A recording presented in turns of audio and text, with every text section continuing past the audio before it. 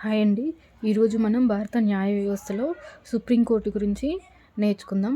భారతదేశంలో first east India పరిపాలనా కాలంలో అంటే 1773లో రూపొందించిన రెగ్యులేటింగ్ చట్టం ద్వారా కలకత్తాలో ఫోర్ట్ విలియమ్స్లో 1774లో మొట్టమొదటిసారిగా సుప్రీంకోర్టును స్థాపించారు.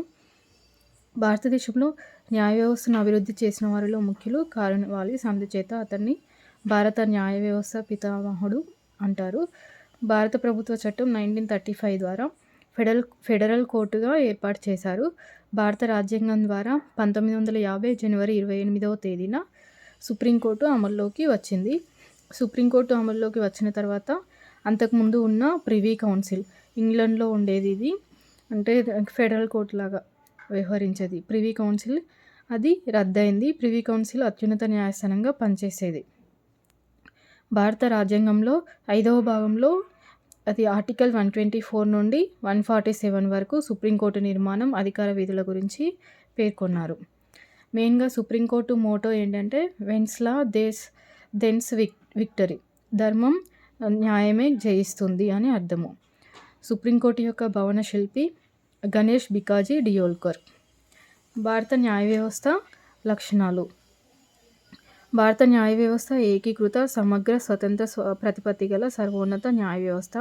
సాధారణంగా సమాఖ్య ప్రభుత్వాలలో ద్వంద్వ న్యాయ వ్యవస్థ ఉంటుంది. అనగా కేంద్ర రాష్ట్ర వ్యవస్థలకు వేరువేరుగా న్యాయశాఖలు ఉంటాయి. కానీ భారతదేశంలో న్యాయశాఖ విభజన లేదు. దేశంలోని న్యాయస్థానాలన్నీ సుప్రీంకోర్టు పర్యవేక్షణలో పనిచేస్తాయి. సుప్రీంకోర్టు యొక్క నిర్మాణం ఎలా ఉంటుందంటే, ప్రకరణ 124(1) ప్రకారం సుప్రీంకోర్టులో ఒక ప్రధాన న్యాయమూర్తి మరియు పార్లమెంటు నిర్ణయించిన సంఖ్యలో ఇతర న్యాయమూర్తులు ఉంటారు. అంటే ఎంతమంది న్యాయమూర్తులు ఉండాలి అనేది ఇక్కడ ఎవరు నిర్ణయిస్తారంటే పార్లమెంటు నిర్ణయిస్తుంది. 2009 ఫిబ్రవరిలో సుప్రీంకోర్టు జడ్జీల సంఖ్యను పెంచడం జరిగింది. ప్రస్తుతం ఒక ప్రధాన న్యాయమూర్తి మరియు 33 ఇతర సాధారణ న్యాయమూర్తులు ఉన్నారు. ప్రస్తుతం 34 న్యాయమూర్తులతో ఫుల్ కోర్టు పనిచేస్తుంది. ఏప్రిల్ 2023 నాటి వరకు 34 మెంబర్స్ అయితే ఉన్నారు. సుప్రీంకోర్టు ప్రారంభంలో ఒక ప్రధాన న్యాయమూర్తి, 7 సాధారణ న్యాయమూర్తులు ఉండేవారు. 1956లో ఇది 11కు చేంజ్ అయింది. 60లో 14, 77లో 18, 86లో 26, 2008లో 31కి, 2019లో 34కి పెంచారు. అంటే ప్రస్తుతం ఇప్పుడు 34 ఉన్నారు. 1+33. న్యాయమూర్తుల నియామకం.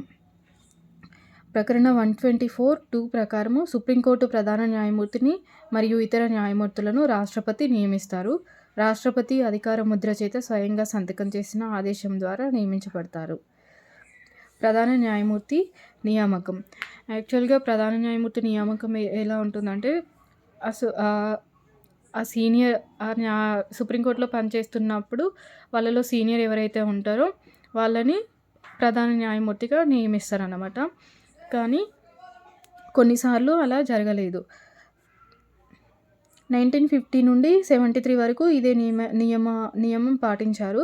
కానీ 73లో కేశవానంద భారతి కేసు తర్వాత 3 సీనియర్ న్యాయమూర్తులను జె.ఎం. షెలాత్, ఏ.ఎన్. గ్రోవర్, కె.ఎస్. హెగ్డే వీళ్ళ ముగ్గురిని కాదని జూనియర్ అయిన ఏ.ఎన్. రేను ప్రధాన న్యాయమూర్తిగా నియమించారు. అలాగే 1977లో కూడా సీనియర్ న్యాయమూర్తి అయిన హెచ్.ఆర్. ఖన్నాను కాదని జూనియర్ అయిన ఎం.హెచ్. బేగ్ను ప్రధాన న్యాయమూర్తిగా నియమించారు. దీనికి నిరసనగా జస్టిస్ హెచ్.ఆర్. ఖన్నా తన పదవికి రాజీనామా చేశారన్నమాట. హెచ్.ఆర్. ఖన్నాను ఎందుకు చేయలేదనంటే, ఏడీఎం జబల్పూర్ వర్సెస్ శివకాంత్ శుక్లా కేసులో హెచ్.ఆర్. ఖన్నా తన తీర్పులో అత్యవసర పరిస్థితుల్లో కూడా జీవించే హక్కు ఉంటుందని పేర్కొన్నాడు. ఇది ప్రభుత్వానికి నచ్చలేదు. ఈ పరిణామాలన్నీ హెచ్.ఆర్. ఖన్నా రాజీనామాకు దారితీశాయి. అంటే ప్రభుత్వానికి వ్యతిరేకంగా ఎవరైతే జస్టిస్ కోసం చెప్తారో వాళ్ళను అవాయిడ్ చేసి మిగతా వాళ్ళకు అనుకూలంగా చెప్పే వాళ్ళను ప్రధాన న్యాయమూర్తిగా చేయడం జరిగిందనమాట. ఆ టైంలలో పదవి విరమణ చేస్తున్న ప్రధాన న్యాయమూర్తి తదుపరి ప్రధాన న్యాయమూర్తిగా ఎవరిని నియమించాలో ప్రభుత్వానికి సూచిస్తారనమాట. 124 క్లాస్ 2 ప్రకారం ప్రధాన న్యాయమూర్తి అండ్ ఇతర న్యాయమూర్తులను రాష్ట్రపతి నియమిస్తారు.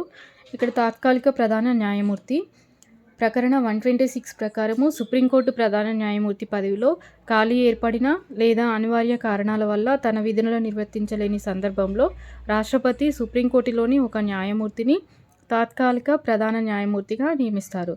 ఇతన్ని కూడా ఎవరు నియమిస్తారంటే రాష్ట్రపతి నియమిస్తారు. ఒకవేళ ప్రధాన న్యాయమూర్తి పదవిలో ఖాళీ ఏర్పడిన అనివార్య కారణాల వల్ల విధులు నిర్వహించలేకపోయిన సందర్భంలో తాత్కాలిక ప్రధాన న్యాయమూర్తిని ఆర్టికల్ 126 ప్రకారము రాష్ట్రపతి నియమిస్తారు. తాత్కాలిక న్యాయమూర్తులు అడ్హాక్ జడ్జెస్ అంటారు. ప్రకరణ 127 ప్రకారము సుప్రీంకోర్టు న్యాయమూర్తులలో కోరం లేనప్పుడు రాష్ట్రపతి పూర్వానుమతితో సుప్రీంకోర్టు ప్రధాన న్యాయమూర్తి కొంతమంది తాత్కాలిక న్యాయమూర్తులను నియమించవచ్చు. అంటే ఇది రాష్ట్రపతి యొక్క అనుమతి తీసుకొని సుప్రీంకోర్టు ప్రధాన న్యాయమూర్తి నియమిస్తారు. వీరిని తాత్కాలిక న్యాయమూర్తిగా నియమించబడే వ్యక్తికి కూడా సుప్రీంకోర్టు న్యాయమూర్తి నియామకానికి ఉండవలసిన అన్ని అర్హతలు ఉండాలి. అంటే సుప్రీంకోర్టు న్యాయమూర్తికి ఏ అర్హతలు అయితే ఉండాలో అవన్నీ కూడా వీరికి కూడా ఉండాలి. అటువంటి సందర్భంలోనే వీళ్ళని నియమించడం జరుగుతుంది. వీరికి సుప్రీంకోర్టు సాధారణ న్యాయమూర్తులకు ఉండే జీతభత్యాలు, అధికారాలు ఉంటాయి. పదవీ విరమణ పొందిన న్యాయమూర్తుల నియామకము. ప్రకరణ 128 ప్రకారము సుప్రీంకోర్టులో కేసులు అధికంగా ఉన్నప్పుడు పదవీ విరమణ చేసిన సుప్రీంకోర్టు జడ్జిలను, అర్హతలున్న హైకోర్టు జడ్జిలను కూడా పదవిలో కొనసాగమని రాష్ట్రపతి అనుమతితో ప్రధాన న్యాయమూర్తి కోరవచ్చు. వీరికి రాష్ట్రపతి నిర్ణయించిన ఇతర అలవెన్స్లు ఉంటాయి. సుప్రీంకోర్టు జడ్జిలకు ఉన్న అన్ని సదుపాయాలు ఉంటాయి, కానీ సుప్రీంకోర్టు జడ్జిలుగా పరిగణించబడరు. అది కేసులు ఎక్కువగా ఉన్నప్పుడు పదవి విరమణ చేసిన వాళ్ళని కూడా సుప్రీంకోర్టు జడ్జిలను, అర్హతలున్న హైకోర్టు జడ్జిలను కూడా పదవిలో కొనసాగమని ప్రధాన న్యాయమూర్తి కోరవచ్చు. ఫస్ట్ రాష్ట్రపతి అనుమతి తీసుకొని. జడ్జిల నియామకం, వివాదము, కొలీజియం. సో కొలీజియం వ్యవస్థ ఎలా ఏర్పడింది అనేది చూద్దాము. సుప్రీంకోర్టు జడ్జిల నియామక విషయంలో రాష్ట్రపతి ప్రధాన న్యాయమూర్తిని సంప్రదించే విషయంపై సుప్రీంకోర్టు విభిన్న అభిప్రాయాలు వ్యక్తీకరించింది. 1982లో మొదటి జడ్జి కేసు అంటారు దీన్ని, ఫస్ట్ జడ్జి కేసు. దీన్నే ఎస్పీ గుప్తా కేసు అని కూడా అంటారు. 1982 ఈ కేసు ప్రకారం ఏంటిదంటే తీర్పు సంప్రదించడం అంటే సాధారణంగా అభిప్రాయం తెలుసుకోవడమే. అంటే ఇక్కడ సంప్రదించడం అనే దాన్ని ఏ విధంగా చెప్పిందంటే సుప్రీంకోర్టు ఇక్కడ సంప్రదించడం అంటే అభిప్రాయం మాత్రం తెలుసుకోవడం అంతే అని చెప్పింది. వాటిని పరిగణలోకి, ఆ అభిప్రాయాలను పరిగణలోకి తీసుకోవచ్చు, తీసుకోకపోవచ్చు. అంటే ప్రధాన న్యాయమూర్తిని సంప్రదించాలి కదా, న్యాయమూర్తిని సంప్రదించినప్పుడు అతను చెప్పిన అభిప్రాయాన్ని ఆ రాష్ట్రపతి పరిగణలోకి తీసుకోవచ్చు, తీసుకోకపోవచ్చు అని చెప్పి ఫస్ట్ జడ్జి కేసులో సుప్రీంకోర్టు తీర్పు చెప్పింది. నెక్స్ట్ రెండవ జడ్జి నియామకం కేసు. 1993 సుప్రీంకోర్టు అడ్వకేట్స్ ఆన్ రికార్డ్స్లో ఈ కేసులో సుప్రీంకోర్టు తీర్పు చెప్తూ సంప్రదింపు అనగా సమ్మతి అనే అర్థాన్ని చెప్పారు. అంటే ఇక్కడ ఏం చెప్పారంటే సంప్రదించడం అని అంటే ఖచ్చితంగా వాళ్ళు సమ్మతి తెలపాలి. అంటే అంగీకారం ఖచ్చితంగా ప్రధాన న్యాయమూర్తి ఖచ్చితంగా అంగీకారం తెలపాలి, సమ్మతి అని కాంకరెన్స్ అనే అర్థాన్ని చెప్పారనమాట. సమ్మతి ఇవ్వడమే అని చెప్పారు సెకండ్ జడ్జి కేసులో. ఇది 1993లో. నెక్స్ట్ ప్రధాన న్యాయమూర్తితో సహా ఇక్కడ సమ్మతి ఎవరిది అని అంటే ప్రధాన న్యాయమూర్తితో సహా ఇద్దరు సీనియర్ న్యాయమూర్తులను కూడా సంప్రదించాలని పేర్కొన్నారు. అంటే ఇక్కడ 1+2. ఫస్ట్ ఏమో మనకి ప్రధాన న్యాయమూర్తి ఒకరే చెప్తే చాలు, వాళ్ళది చెప్పినా మనం దాన్ని పరిగణలోకి తీసుకోవచ్చు, తీసుకోకపోవచ్చు రాష్ట్రపతి అని చెప్పారు. సెకండ్ జడ్జి కేసులో ఖచ్చితంగా సమ్మతి చెప్పాలి. అందులో ప్రధాన న్యాయమూర్తితో పాటు ఇద్దరు సీనియర్ న్యాయమూర్తులు కూడా ఉండాలి అని చెప్పారు. అలాగే 1998లో మూడవ జడ్జి నియామకం కేసులో సుప్రీంకోర్టు ప్రధాన న్యాయమూర్తి సలహాతో పాటు 4 సీనియర్ న్యాయమూర్తులను, అంటే 1+4 అన్నమాట. ఇక్కడ ప్రధాన న్యాయమూర్తి ప్లస్ 4 సీనియర్ న్యాయమూర్తులను, దీన్నే కొలీజియం వ్యవస్థ అని మనము ప్రస్తుతం పేర్కొంటున్నాం అన్నమాట. సో వీళ్ళని కూడా సంప్రదించాలని పేర్కొంది. ఈ నలుగురు జడ్జిలలో ఇద్దరు భిన్నాభిప్రాయాలు వ్యక్తీకరిస్తే కొలీజియం సలహాను రాష్ట్రపతికి పంపవలసిన అవసరం లేదు. ఇప్పుడు వీళ్ళ సలహా కోరినప్పుడు అందులో 1+4లో ఇద్దరు ఎవరైనా వ్యతిరేకంగా చెప్పారనుకోండి, వాళ్ళిద్దరికీ నలుగురిలో ఇద్దరు వేరే సెపరేట్‌గా చెప్తే అప్పుడు దాన్ని రాష్ట్రపతికి ఆ నిర్ణయాన్ని రాష్ట్రపతికి పంపాల్సిన అవసరం లేదన్నమాట. అంటే అందరూ ఓకే అనుకుంటేనే అప్పుడు రాష్ట్రపతి దాన్ని పరిగణలోకి తీసుకోవాల్సి ఉంటుంది. లోపాలు. అధికార పృథక్కరణ సూత్రం ప్రకారము ప్రభుత్వ అంగాలైన శాసన, కార్యనిర్వాహక, న్యాయశాఖలు తమకు నిర్దేశించిన విధులను మాత్రమే నిర్వర్తించాలి. అధికార పృథక్కరణ అనే సూత్రం దీని ప్రకారము దీన్ని ఫ్రెంచ్ రాజనీతి తత్వవేత్త మాంటెస్క్యూ పేర్కొన్నాడనమాట. దీని ప్రకారం ఏంటిదంటే శాసన, కార్యనిర్వాహక, న్యాయశాఖలు తమకు నిర్దేశించిన విధులను మాత్రమే నిర్వర్తించాలి. ఒకరి పనుల్లో ఇంకొకరు ఇన్వాల్వ్ అవ్వకూడదనమాట. అంటే కార్యనిర్వాహక శాఖలో న్యాయశాఖ, శాసనశాఖలో న్యాయశాఖ అలా ఇన్వాల్వ్ అవ్వకూడదు అని చెప్పి దీన్నే అధికార పృథక్కరణ సూత్రము అని అంటారు. ఓకే, ఇది ఫ్రెంచ్ తత్వవేత్త మాంటెస్క్యూ పేర్కొన్నాడు. నియామకాలు సాధారణంగా ఏంటంటే కార్యనిర్వాహక పరిధిలోకి వస్తాయి. అంటే ఎవరిని నియమించాలి అనేది కార్యనిర్వాహక శాఖ చూసుకుంటుందన్నమాట. దీని పరిధిలోకి వస్తాయి. ఇందులో న్యాయస్థానాల జోక్యం సాధారణంగా అనుమతించదు. అంటే ఈ కార్యనిర్వాహక శాఖ విధుల్లో ఈ నియామకాలు ఉంటాయి. కానీ న్యాయశాఖలో అవి ఉండవు. కానీ వీటిలలో ఈ న్యాయశాఖ ఇన్వాల్వ్ అవ్వడం అనేది అది రాంగ్ అని చెప్తున్నారు. రాజ్యాంగంలోని కొలీజియం విధానం అనేది సుప్రీంకోర్టు సృష్టించిన వివాదాస్పద అంశము. ఇది రాజ్యాంగంలో లేదు మనకి. ఇది సుప్రీంకోర్టు తనకు తానే సృష్టించిన ఒక అంశం అన్నమాట. న్యాయమూర్తులను నియమించడం సమంజసం కాదు. ఇది వృత్తిపరమైన సౌభ్రాతృత్వానికి దారితీస్తుంది. పారదర్శకత, జవాబుదారీతనానికి విఘాతం కలిగిస్తుంది. అంటే వాళ్ళకు నచ్చిన వాళ్ళని నియమించడం, వాళ్ళకి నచ్చిన వాళ్ళ పేర్లే వాళ్ళకి రిఫర్ చేయడం అలా జరుగుతుందన్నమాట. దానికోసమని ఇలా ఉండడం అనేది సమంజసం కాదు అని చెప్తున్నారు. జాతీయ నియామకాల కమిషను రాజ్యాంగ సవరణ ఎన్జేఏసీ జాతీయ నియామకాల కమిషన్ అన్నమాట. కొలీజియం వ్యవస్థలో ఉన్న అంటే ఇప్పుడు న్యాయమూర్తులని నియమించుకోవడము కరెక్ట్ కాదు అని చెప్పి దాని ప్రకారం కేంద్ర ప్రభుత్వం ఏం చేసిందనంటే ఈ న్యాయ నియామకాల కమిషన్ను ఏర్పాటు చేసింది. రాజ్యాంగ సవరణ చేసి దానికి కొలీజియం వ్యవస్థకు ఇంకో మరో రకంగా దీన్ని ఏర్పాటు చేసిందన్నమాట. కొలీజియం వ్యవస్థలో ఉన్న లోపాలను సరిదిద్దడానికి న్యాయమూర్తుల నియామకం, బదిలీ, క్రమశిక్షణ చర్యలు, ఖాళీల గుర్తింపు మొదలగు అన్ని విషయాలలో మరింత పారదర్శకంగా ఉండేందుకు పౌర సమాజానికి భాగస్వామ్యంగా కల్పిస్తూ కొత్త పద్ధతిని ఈ సవరణ ద్వారా ప్రతిపాదించారన్నమాట. దీన్నే మనం national judicial appointments commission NJAC అంటారు. ఈ బిల్లును 2014 ఆగస్టు 13న లోక్సభ, మరుసటి రోజునే రాజ్యసభ ఆమోదించింది. సగానికి తక్కువ కాకుండా రాష్ట్ర శాసనసభలు ఈ బిల్లును ఆమోదించాయి. అంటే ఇది రాజ్యాంగ సవరణ బిల్లు కాబట్టి దీన్ని రాష్ట్ర శాసనసభలు కూడా సగానికి తగ్గకుండా ఆమోదించాల్సి ఉంటుంది. సో లోక్సభ, రాజ్యసభ ఆమోదించిన తర్వాత రాష్ట్ర శాసనసభలు కూడా ఆమోదించాయి. ఈ కమిషన్కు రాజ్యాంగ ప్రతిపత్తి కల్పించడానికి రాజ్యాంగ సవరణ అంటుంది కదా, దీనికి 99వ రాజ్యాంగ సవరణను చేయడం జరిగింది. ఇది రాజ్యాంగబద్ధ సంస్థగా వచ్చిందన్నమాట. అయితే జాతీయ నియామకాల కమిషన్ 99వ రాజ్యాంగ సవరణ చెల్లదని Supreme Court Advocates and Records versus Union of India కేసులో దీనిని 4వ జడ్జి కేసు అంటారు. ఇంతకుముందు మనకి 3 జడ్జి కేసులు వచ్చినాయి కదా, అందులో 1982లో ఒకటి, 93లో ఒకటి, 98లో ఒకటి. 98లో వచ్చిన దాని ప్రకారమే మనకు కొలీజియం వ్యవస్థ వచ్చింది. ఇప్పుడు 2015 దీని ప్రకారము ఎన్జేఏసీ అన్నమాట. ఈ కేసులో ఏం చెప్పారంటే అక్టోబర్ 16, 2014లో వచ్చింది ఈ తీర్పు. ఈ సవరణ అంటే 99వ రాజ్యాంగ సవరణ న్యాయశాఖ స్వతంత్ర ప్రతిపత్తికి విఘాతం కలిగిస్తుందని సుప్రీంకోర్టు వ్యాఖ్యానించింది. ఈ రాజ్యాంగ అంటే దాని యొక్క స్వతంత్ర ప్రతిపత్తికి విఘాతం కలుగుతుందని, అంటే ఇందులో కార్యనిర్వాహక శాఖ కానీ శాసనశాఖ ఇన్వాల్వ్ అవుతున్నాయి, న్యాయశాఖ యొక్క స్వతంత్ర ప్రతిపత్తి దెబ్బతింటుంది అని చెప్పి తీర్పు చెప్పిందనమాట. ఈ రాజ్యాంగ ధర్మాసనంలో న్యాయమూర్తులు జాస్తి చెలమేశ్వర్, మదన్ బి లోకూర్, కొరియన్ జోసెఫ్, ఏకే గోయల్ ఉన్నారు. జాస్తి చెలమేశ్వర్ మాత్రము దీనికి ఎన్జేఏసీని సమర్థిస్తూ స్వతంత్ర తీర్పును చెప్పారు. మిగతా ముగ్గురు మాత్రం దీనికి ఇది రాజ్యాంగ విరుద్ధంగా ఉన్నది అని చెప్పిరనమాట.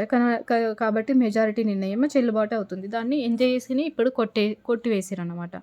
అయితే మెమోరాండమ్ ఆఫ్ ఇక్కడ ప్రొసీజర్ అంటే జడ్జీల నియామకానికి సంబంధించి కొలీజియం వ్యవస్థ 1998లో 3వ జడ్జి కేసులో వచ్చిందని చెప్పుకున్నాం కదా. అయితే దీంట్లో మెమోరాండమ్ ఆఫ్ ప్రొసీజర్ను ప్రతిపాదించారన్నమాట. కొలీజియం దీని ప్రకారము ఏంటిదంటే సుప్రీంకోర్టు ప్రభుత్వం పరస్పర సంప్రదింపులు సలహాల ప్రాతిపదికపైన న్యాయమూర్తులను నియమించాలి. అంటే సుప్రీంకోర్టు ప్రభుత్వం పరస్పర సంప్రదింపులు అంటే వీళ్ళ సలహాలను తీసుకోవాలి, వాళ్ళు ఒప్పుకున్న తర్వాత వాళ్ళు నియమించడం జరగాలి.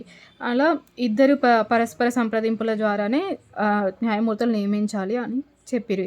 అందుకు సంబంధించిన విధి విధానాలు ఇందులో పొందుపరుస్తారు అన్నమాట. మెమోరాండమ్ ఆఫ్ ప్రొసీజర్ అంటారు, ఇందులో పొందుపరుస్తారు. నెక్స్ట్ దాని తర్వాత ఇప్పుడు ఎన్జేఏసీ కమిషన్ వచ్చిందని చెప్పుకున్నాం కదా. ఆ కమిషన్ యొక్క నిర్మాణం అది ప్రకరణ 124A చేర్చడం జరిగింది. దాని ప్రకారం రాజ్యాంగ సవరణ చేశారు కదా, దాని ప్రకారం ప్రకరణ 124A చేర్చడం జరిగింది. ఎన్జేఏసీ ప్రకారం దీంట్లో మొత్తము 6 సభ్యులు ఉంటారు. ఈ సభ్యులు చెప్పిన దాని ప్రకారమే ప్రధాన న్యాయమూర్తులను నియమించడం జరుగుతుంది. కమిషన్కు చైర్మన్గా సుప్రీంకోర్టు ప్రధాన న్యాయమూర్తి వ్యవహరిస్తారు. ఈ ఎన్జేఏసీ కమిషన్కు చైర్మన్గా సుప్రీంకోర్టు ప్రధాన న్యాయమూర్తి వ్యవహరిస్తారు. సుప్రీంకోర్టులోని 2 సీనియర్ న్యాయమూర్తులు సభ్యులుగా ఉంటారు.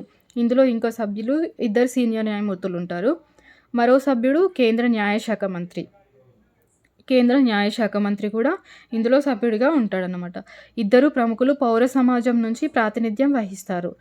అంటే ఇంతకుముందు కొలీజియంలో ఏముండేది 1+4 ఓన్లీ న్యాయమూర్తులే. అందులో ప్రధాన న్యాయమూర్తి +4 సీనియర్ న్యాయమూర్తులు. ఇందులో 1+1 ప్రధాన న్యాయమూర్తి, 2 సీనియర్ న్యాయమూర్తులు కూడా ఉంటారు.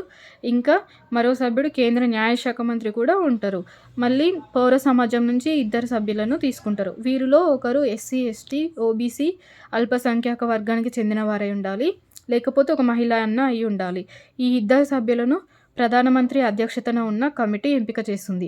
అయితే ఇందులో కూడా సబ్ కమిటీ ఇక్కడ వీళ్ళని పౌర సమాజం నుండి ఎన్నిక చేయడానికి ఇందులో ఒక కమిటీ ఏర్పడి వాళ్ళిద్దరిని సెలెక్ట్ చేశారన్నమాట.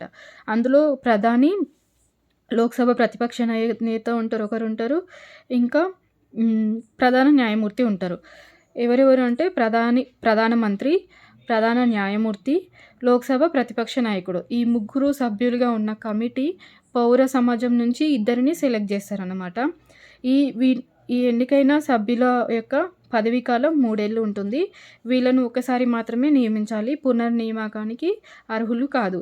అంటే ఇక్కడ 1+2+1+2 ఉంటారన్నమాట. మొత్తం 6 సభ్యులు ఉంటారు. ఎన్జేఏసీ విధులు ప్రకరణ 124B. సుప్రీంకోర్టు ప్రధాన న్యాయమూర్తి, ఇతర న్యాయమూర్తులు, హైకోర్టు ప్రధాన న్యాయమూర్తి, ఇతర న్యాయమూర్తుల నియామకానికి కమిషన్ సిఫార్సులు చేస్తుందన్నమాట. ఈ ఎన్జేఏసీ విధులు ఏంటంటే ప్రధాన న్యాయమూర్తి, ఇతర న్యాయమూర్తులు, హైకోర్టు ప్రధాన న్యాయమూర్తి, హైకోర్టులోని ఇతర న్యాయమూర్తుల నియామకానికి ఇది సిఫారసులు చేస్తుంది. హైకోర్టు ప్రధాన న్యాయమూర్తి ఇతర న్యాయమూర్తుల బదిలీల్లో చొరవ తీసుకుంటుంది. వీళ్ళ బదిలీల్లో కూడా చొరవ తీసుకుంటూ ఉన్నత న్యాయస్థానాల్లో న్యాయమూర్తుల ఖాళీలను గుర్తించి ప్రభుత్వానికి తెలియజేస్తుంది. ఇందులో సుప్రీంకోర్టు న్యాయమూర్తుల నియామక పద్ధతి. సుప్రీంకోర్టు ప్రధాన న్యాయమూర్తిగా అపార అనుభవం ఉన్న సీనియర్ న్యాయమూర్తిని నియమిస్తారు. ప్రకరణ 124B ప్రకారం సమర్థత, ప్రతిభ ఉన్నవారినే ఇతర న్యాయమూర్తులుగా నియమించాలి. కమిషన్లోని ఏ 2 సభ్యులు అంగీకరించకపోయినా కూడా అలాంటి వారిని న్యాయమూర్తిగా నియమించేందుకు వీలు లేదు. హైకోర్టు న్యాయమూర్తుల నియామకము ప్రధాన న్యాయమూర్తిగా నియమించడానికి సీనియారిటీతో పాటు సమర్థత, ప్రతిభ పరిగణలోకి తీసుకుంటారు. హైకోర్టు ఇతర న్యాయమూర్తులను 217 సబ్ క్లాస్ 2 ప్రకారము నియమిస్తారు. ఈ సందర్భంలో ఇద్దరు ఇతర సీనియర్ న్యాయవాదులను ప్రధాన న్యాయమూర్తి సంప్రదించాల్సి ఉంటుంది. హైకోర్టు న్యాయమూర్తుల నియామకంలో మాత్రము ఇక్కడ ఏం చేయాలంటే ఇతర సీనియర్ న్యాయమూర్తులను, హైకోర్టులో పనిచేసే న్యాయవాదులను ప్రధాన న్యాయమూర్తి సంప్రదించాలి. మళ్ళీ సంబంధిత రాష్ట్ర ముఖ్యమంత్రి, గవర్నర్లను కూడా ఎంజాయ్ చేసి సంప్రదించాల్సి ఉంటుంది. హైకోర్టు ప్రధాన న్యాయమూర్తి, ఇతర న్యాయమూర్తుల బదిలీ విషయంలోనూ రాష్ట్రపతి ఎన్జేఏసీని సంప్రదించాలి. కమిషన్ ఏకగ్రీవంగా నిర్ణయం తీసుకుంటే అప్పుడు మాత్రమే తప్పనిసరిగా నిర్ణయం మేరకు వ్యవహరించాల్సి ఉంటుంది. అది ఏకగ్రీవంగా నిర్ణయం చెప్తే మాత్రమే అప్పుడు ఆ నిర్ణయం మేరకు వ్యవహరించాల్సి ఉంటుంది. 99వ రాజ్యాంగ సవరణ ముఖ్యాంశాలు. ఇందులో కొత్తగా చేర్చిన ప్రకరణలు ఏంటి అంటే 124 క్లాజ్ ఏ, 124B, 124C. 124A ప్రకారము జాతీయ న్యాయమూర్తుల నియామక కమిషన్ నిర్మాణము. అంటే ఇందులో ఎంతమంది సభ్యులు ఉంటారు, ఎవరెవరు ఉంటారు అనేది తెలుసుకున్నాం కదా అది. నెక్స్ట్ విధులు, అంటే న్యాయమూర్తులను నియమించాలి, ఎలా నియమించాలి అనేది. నెక్స్ట్ సి ప్రకారం ఏంటంటే పార్లమెంటుకు చట్టాలు చేసే అధికారం, అంటే నియామక ప్రక్రియకు సంబంధించి పార్లమెంటుకు చట్టాలు చేసే అధికారం అన్నమాట. 124C. సవరించిన ప్రకరణలు, ఇవేమో కొత్తగా చేర్చిన ప్రకరణలు. సవరించిన ప్రకరణలు ఏంటి అంటే 124, 127, 128, 217, 222, 224, 224A, 231. ప్రకరణ 124 సబ్ క్లాస్ 3 ప్రకారము సుప్రీంకోర్టు న్యాయమూర్తిగా నియమించడానికి ఈ క్రింది అర్హతలు ఉండాలి. సుప్రీంకోర్టు న్యాయమూర్తిగా నియమించడానికి భారత పౌరుడై ఉండాలి, 65 సంవత్సరాలు నిండి ఉండరాదు. అంటే ఇక్కడ కనిష్ట వయసు మనకేం పేర్కోలే కానీ గరిష్ట వయసు పేర్కొన్నారు. అంటే 65 సంవత్సరాలు దాటి ఉండకూడదు, 65 సంవత్సరాల లోపు వారే ఉండాలి. ఏదైనా హైకోర్టులో న్యాయమూర్తిగా 5 సంవత్సరాల అనుభవం ఉండాలి, లేదా ఏదైనా హైకోర్టులో 10 సంవత్సరాలుగా న్యాయవాదిగా పనిచేసి ఉండాలి. హైకోర్టులో 5 సంవత్సరాలు న్యాయమూర్తిగా కానీ 10 సంవత్సరాలు న్యాయవాదిగా కానీ పనిచేసి ఉండాలి. రాష్ట్రపతి దృష్టిలో న్యాయశాస్త్రంలో నిష్ణాతుడై ఉండాలి. రాష్ట్రపతి దృష్టిలో న్యాయశాస్త్రంలో నిష్ణాతుడై ఉండాలి అన్నమాట. న్యాయమూర్తిగా నియమించడానికి కావాల్సిన అర్హతలు. సుప్రీంకోర్టు న్యాయమూర్తులుగా నియమించడానికి కనిష్ట వయసు ఏం పేర్కోలేదు. అయితే 1963లో 15వ రాజ్యాంగ సవరణ ద్వారా సుప్రీంకోర్టు జడ్జిల వయస్సుకు సంబంధించిన వివాదాలను పరిష్కరించేందుకు పార్లమెంటు ఒక చట్టం ద్వారా నిర్ణయించవచ్చని ఆర్టికల్ 124 క్లాజ్ ఏను చేర్చడం జరిగింది. ఇంతవరకు అలాంటి సంస్థ ఏర్పాటు కాలేదు. అయితే 1963లో 15వ రాజ్యాంగ సవరణ చేర్చి వీళ్ళ యొక్క వయసుకు సంబంధించిన వివరాలు మరియు వివాదాలకు సంబంధించి పరిష్కరించేందుకు ఒక చట్టం ద్వారా నిర్ణయించవచ్చు. అంటే ఏదో ఒక సంస్థను ఏర్పరచడం కానీ ఒక చట్టం చేసి దాని ప్రకారము ఒక ఏదైనా నిర్ణయించవచ్చని ఒక ఆర్టికల్ను కూడా చేర్చిల్లు. కానీ దానికి సంబంధించిన వరకు ఇంతవరకు ఒక సంస్థ కానీ ఏర్పాటు కాలేదు. కాబట్టి ఇట్లాంటి ఏ సంస్థ ఏర్పాటు కాలేదు కాబట్టి వీరి వయసుకు సంబంధించినవి అన్ని వివాదాలు సుప్రీంకోర్టు పరిధిలోనే ఉన్నాయి. పదవీ ప్రమాణ స్వీకారము ప్రకరణ 124 క్లాజ్ 6. సుప్రీంకోర్టు జడ్జిలు పదవిని చేపట్టే ముందు రాష్ట్రపతి లేదా అతను సూచించిన ప్రతినిధి ప్రధాన న్యాయమూర్తి ముందు పదవీ ప్రమాణ స్వీకారము చేస్తారు. రాష్ట్రపతి ముందు లేదా అతను సూచించిన ఇంకా ఎవరైనా అంటే ప్రధాన న్యాయమూర్తి కావచ్చు, వీరి ముందు పదవి ప్రమాణ స్వీకారం చేస్తారు. 3వ షెడ్యూల్లో పేర్కొనబడిన విధంగా అంటే వీరి పదవి ప్రమాణ స్వీకారం 3వ షెడ్యూల్లో పేర్కొనబడింది. దీని ప్రకారము రాజ్యాంగానికి అనుగుణంగా దేశ ఐక్యతను సమగ్రతను కాపాడుతూ విధేయత సమర్థతతో ఎలాంటి పక్షపాతం లేకుండా నిర్భయంగా విధులను నిర్వర్తిస్తూ రాజ్యాంగాన్ని పరిరక్షిస్తామని ప్రమాణం చేస్తారు. జడ్జి అంటే ఇందులో 3rd షెడ్యూల్లో పేర్కొనబడిన విధంగా వీరు పదవి ప్రమాణ స్వీకారం చేస్తారన్నమాట. నెక్స్ట్ క్లాస్లో మనము జడ్జిల ఖాళీలు ఏర్పడే పద్ధతి, వీరి తొలగింపు, ప్రారంభ అధికారము, సుప్రీంకోర్టు యొక్క అధికారాలు, న్యాయ సమీక్ష అధికారము, వీటన్నిటి గురించి తెలుసుకుందాం. Thank you for watching.